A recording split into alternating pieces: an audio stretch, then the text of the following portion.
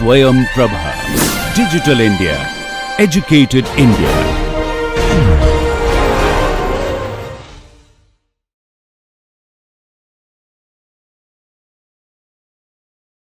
Okay, take a flat nosed object and then try to submerge in water quickly. It is like, when you try to jump into the water, right? If you try to do it quickly, there would always be some splash.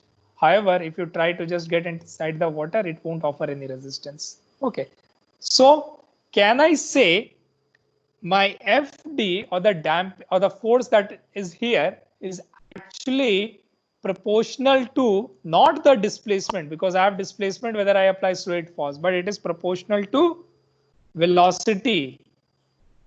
Okay, and this coefficient of proportionality is what is called the damping coefficient. Okay, my u dot is equal to, or the damping force FD is equal to C times u dot. Okay, so this is what is called a damping force, or more appropriately viscous damping force, to represent a viscous damper here. And we will see that through this mechanism where this liquid actually flows from this part to the other part of the piston. It dissipates energy. Okay, and we'll see that energy dissipation, and this energy dissipation mechanism is used to represent all the combined energy dissipation mechanism in the system. Okay, so what you will see in many of the problems, I'm representing this piston or the viscous damper through, so this is called a viscous damper, and you will see this notation where it is represented by this piston type notation here. Okay, so this is to represent all the damping mechanism, and this is a linear function of the velocity. Okay, so my FD damping force is a linear function of the velocity. So horizontal axis is velocity. Okay, and it is called linear viscous damper.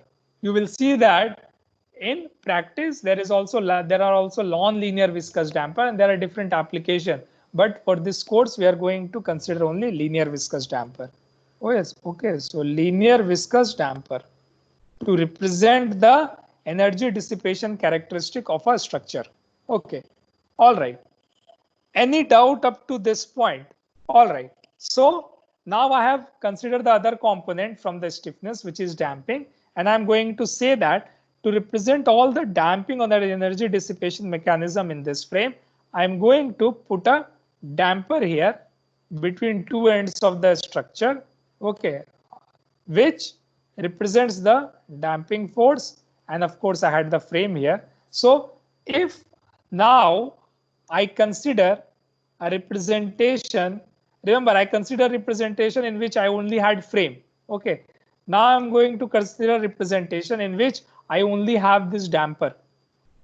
Okay, no frame, no mass, nothing, just the damper. And if I apply a force on this damper at the top, and if I consider a free body diagram, this would offer me, let me just delete it here. Okay, consider a free body diagram like this. This damper would have offer FD, force FD, if I apply a force FD here. What is the force FD here? It is whatever the velocity between the two ends of this damper. Okay, so FD is C times U dot. Okay, which is again the velocity. Remember, displacement, what did I assume? The displacement here was U. Now I'm considering the velocity. Although said that this is the displacement of this U, basically what did it represent? It represents from the initial position, what is the total displacement? Okay, so it represented the displacement from this point, because my structure deformed like this. Okay, so basically this point is also U here. Okay, so similarly FD, I'm going to represent it through the velocity between these 2 points. Okay, so this is the second component. So third component is inertia, and inertia I'm going to discuss it along with setting up the equation of motion. So I've talked about mass, I've talked about stiffness, not the mass. I've talked about stiffness, I've talked about damping. Now, including the inertia term, let us set up the equation of motion. Let us set up the equation of motion for this single degree of freedom system here. Okay, so what was my overall structure? My structure is a frame type structure in which I have assumed that all the mass is actually attached here. Okay, I have a damper here to represent the damping characteristic. Okay, and a force PT is being applied here. Okay, so that the structure deforms. Okay, and the deformed shape looks like something like this. Okay, this mass moves from here to here again by the same distance u, by whatever I'm considering here. So everything in the horizontal moves by the same distance u. Okay, whether it is this point or the mass. Okay, and this is C, the damping coefficient. Now if I cut this mass here, now let us set up the equation of motion. There are two ways to set up the equation of motion. The first way, let me consider, is the Newton's second law of motion, which basically states what? Newton's second law of motion states that the resultant of all the forces acting on a mass should be equal to its mass times acceleration. Okay, so I'm going to first consider that approach. So let me consider the free body diagram of this mass that I have here. I'm going to cut the structure here. So what are the forces acting on this structure? The forces acting are due to the deformation, the stiffness component, which is basically Fs. And because I have cut my damper, I have also force, which is Fd here. This force Pt is applied here. And I have mass here. Okay, so the net resultant force on this mass is in the right direction. It is Pt minus Fd minus Fs. Okay, and that should be equal to the mass times acceleration of this mass, which is mu dot. Okay, so I'm representing eta A is equal to acceleration as the double differential of the displacement. I hope that is clear. And I'm representing velocity as single differential of the displacement. Okay, so I can bring it to the same side. You can also write this inertial term as Fi, which is basically the mass times acceleration. I can write it as Fi plus Fd plus Fs is equal to the applied force, which is the inertial force, the damping force, the stiffness force. The sum of all these forces in the structure should be equal to the applied force. And this comes from the Newton's second law of motion. Okay, there is another approach through which you can derive the same equation, and that is called using a pseudo force or using the D'Alembert principle. Okay, so I'm going to use the D'Alembert principle. Okay, let us see how do I do that. You might have encountered this during your JEE days or in your undergraduate. So what do we do? Instead of saying that I'm going to find out the net resultant force on the mass, what I'm going to do, for every mass that is moving, I'm going to apply a force which is the mass of that body times acceleration opposite to the direction of motion. Okay, so opposite to the direction of motion. Okay, so I'm going to apply the inertial force Fi equal to m times u double dot to all the masses. Okay, so for example here, instead of finding out the resultant force of mass like this, I'm going to apply a inertial force on this mass, okay, which is opposite to the direction of motion, and then solvate this dynamic equilibrium. Once I apply this force, I can solve it, this dynamic equilibrium, like a static equilibrium problem that you are very familiar with. You have already done that in your engineering mechanics course. You have also done that in your solid mechanics course. Okay, and your structural analysis course as well. Okay, so if you apply pseudo force on all the masses, or this D'Alembert force on all the masses, the inertial forces, then you can consider this simply as a static system, and then you consider the free body diagram and draw it. So for this here, for example, I'm going to consider this mass here. So I have Fi acting like this, and then I have Fd and Fs, and then I have Pt, which is acting in the rightward direction. So again, I can write it as Fd is plus Fs, Fi plus Fd plus Fs should be equal to Pt. So I'm getting the same equation of motion. And for a linear system, stiffness system, or a linear damping system, this can finally be written as mu double dot plus cu dot plus ku should be equal to p of t. Keep that in mind. We would be coming to this equation again and again. This is my equation of motion. Okay, so this is my equation of motion, and in the later chapter we would see that how to solve it, but first we need to set up this equation of motion, and this is for a single degree of freedom system. Okay, we will see that how to do this for a different types of single degrees of freedom system in the next class. However, for today, just consider this equation of motion.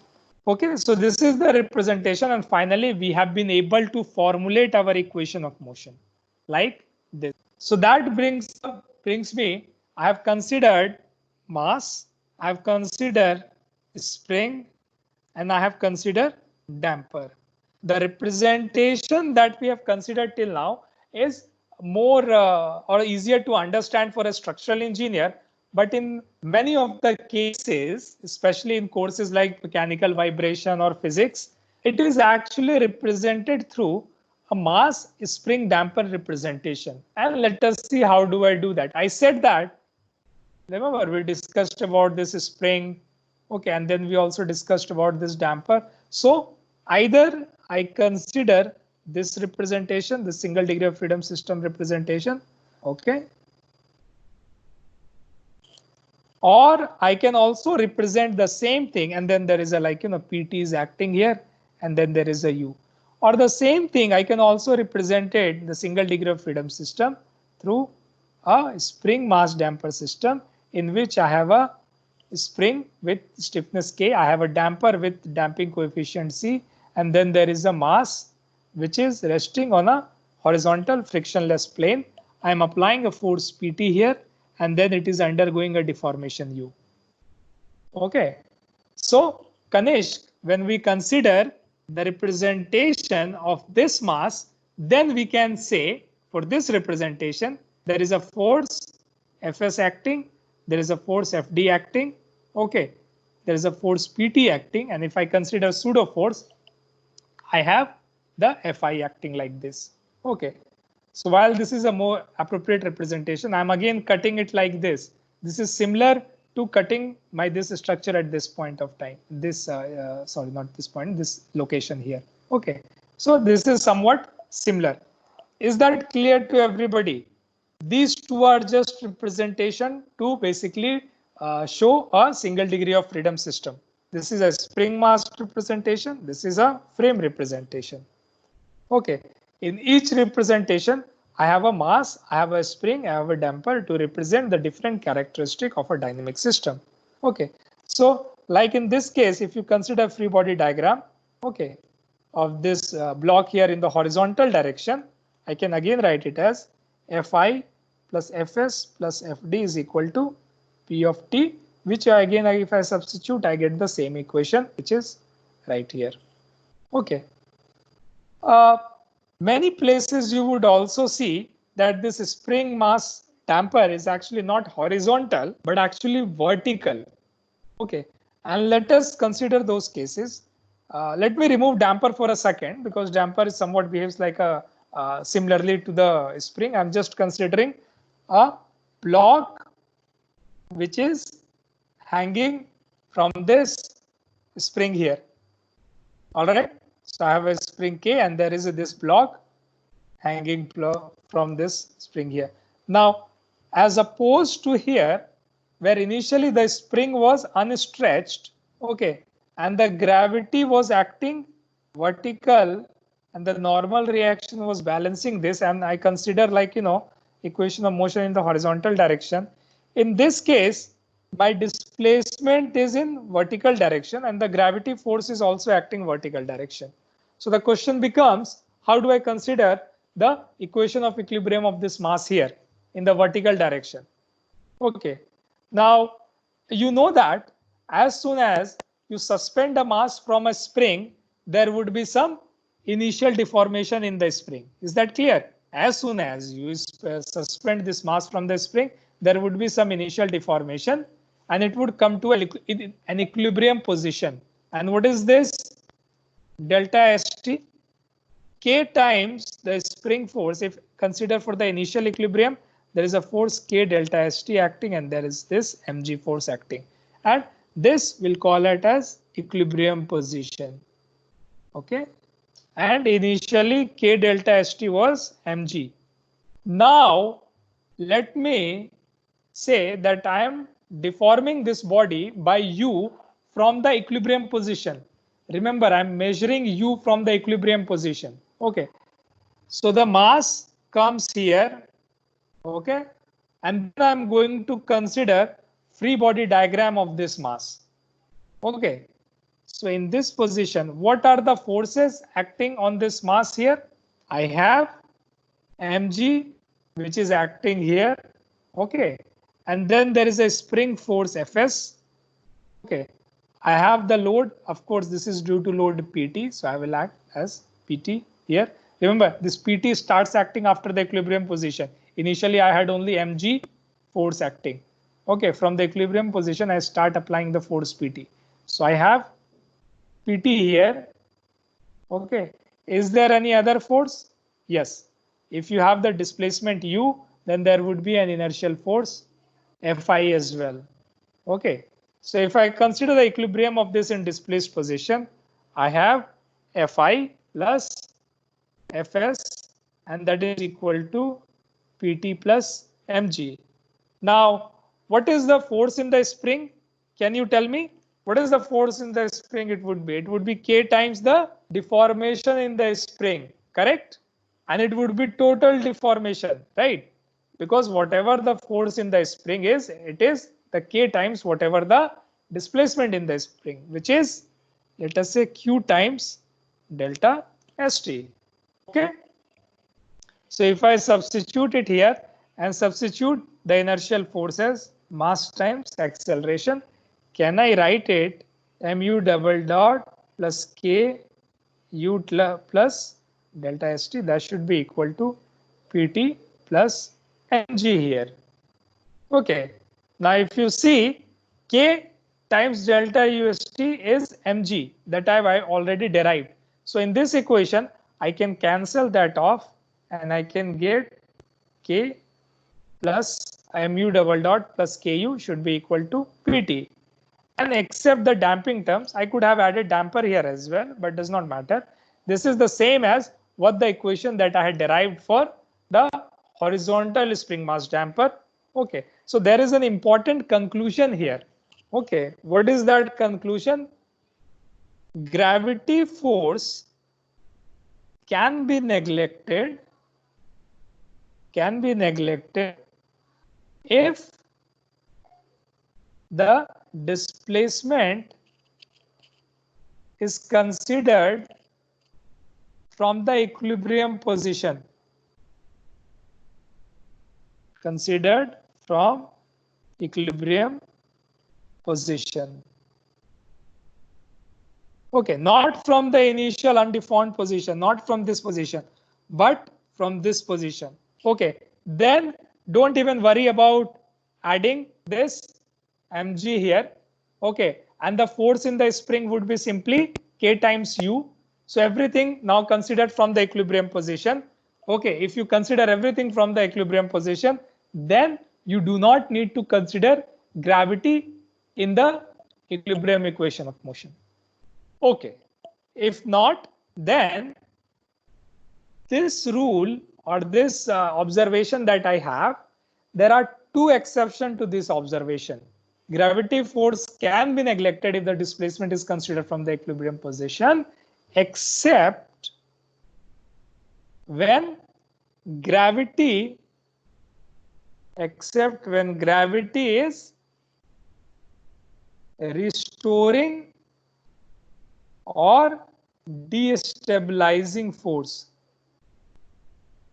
Okay, so if it is restoring or destabilizing force, then it cannot be neglected in the equilibrium position. For example, in this vertical spring mass temper, you have force mg acting here, right? Now, mg is acting vertically. Is it restoring? Okay, is it destabilizing? It is neither of those. Why? Because mg is constantly acting vertically. It is not changing the motion of this body, whether it is at equilibrium position or whether it is a deformed position, the same mg is acting, and the effect of mg is not changing the motion of body. What is changing the motion of body here is the restoring force, which is the spring force, which is trying to bring this block back to its equilibrium position. Okay, gravity is acting vertically down at the equilibrium position as well as in the deformed position. However, let me give you two examples in which gravity is either the restoring or the destabilizing force. The one example, which is a very common example in structural dynamics, is an example of a pendulum. So what I have here, a pin supported, pin connected mass here, which is rotating about this point. Okay, let me show the length of this pendulum is L and this is theta. In this case, what is happening, although the mg is acting vertically downwards at all points, and which is it's supposed to, however, a component of this mg, like in this case, the tangential component of this mg is actually trying to bring this block back to this vertical position, which is the initial equilibrium position. Okay, so if I rotate it by an angle theta and let it vibrate, this mg is what responsible to bringing it to original position. Okay, second example is something like this is from your textbook. I have a spring with a rotational spring, mass, vertical mass again, but now with a rotational spring, and mass is at the top of it, and this is a rotational spring at the bottom with the stiffness K. Now, if it tries to rotate it like that, okay, mg is acting vertically downward at all position. However, now mg is actually trying to destabilize this.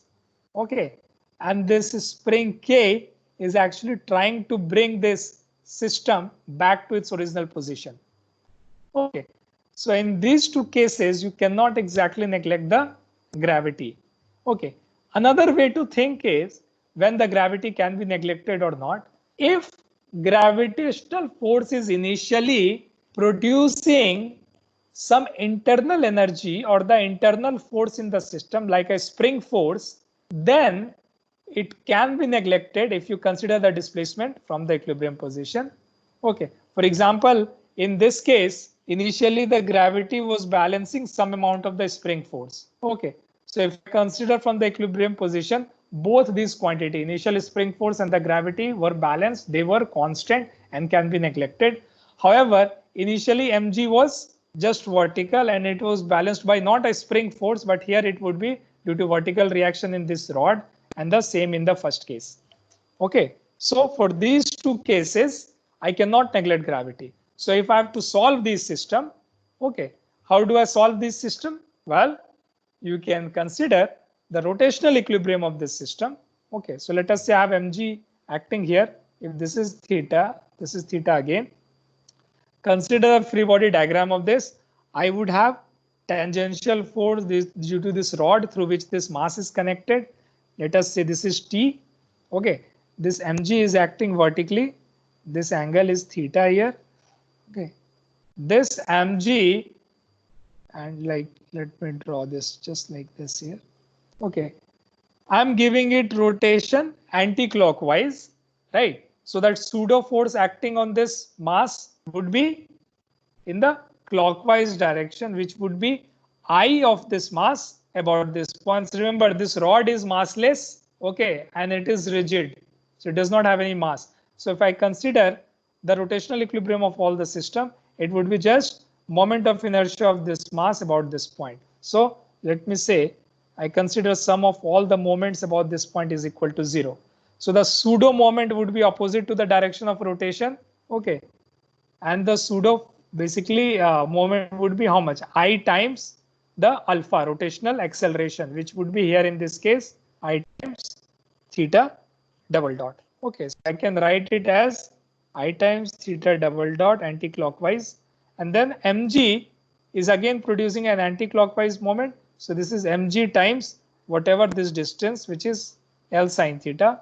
So mg L sine theta, that should be equal to 0.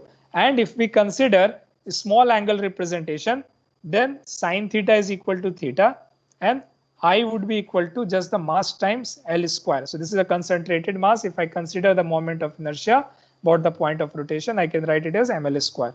So this would be ml square theta double dot plus mg L theta should be equal to 0. Okay, so I can write this as divided theta double dot g by L times theta. So this is the equation, the famous equation of motion for a pendulum system. I can do the similar thing here in the displaced position, in which I have mg acting here. Okay, again the pseudo moment would be opposite to the direction of rotation, and there would be rotational force due to k theta times theta as well. Okay, so the rotational moment due to this spring is k theta times theta. Okay, rotational moment due to opposite to the direction of motion would be I times theta double dot, which is again ml square divided by theta, and mg is the destabilizing force which is acting opposite. So it is creating a moment which is clockwise, and this moment is mg times L sine theta here. Okay, so if I write it, I get it as mg ml square theta double dot plus k theta times theta minus mg L sine theta equal to 0. And for small angle representation, I can write it as ml square theta double dot plus k theta minus mg L is equal to theta equal to 0. So this is the second motion. mg is actually reducing the stiffness of the system, and it is acting as a destabilizing force here. Okay, so these two representations are here. All right, so we saw the spring mass damper system. Okay, how it represents the same system as the frame system we had considered. Okay, and we saw some examples of it. In the next class, we are going to set up the equation of motion for a different type of system. Okay, and we are going to see the physical interpretation of those equation of motion.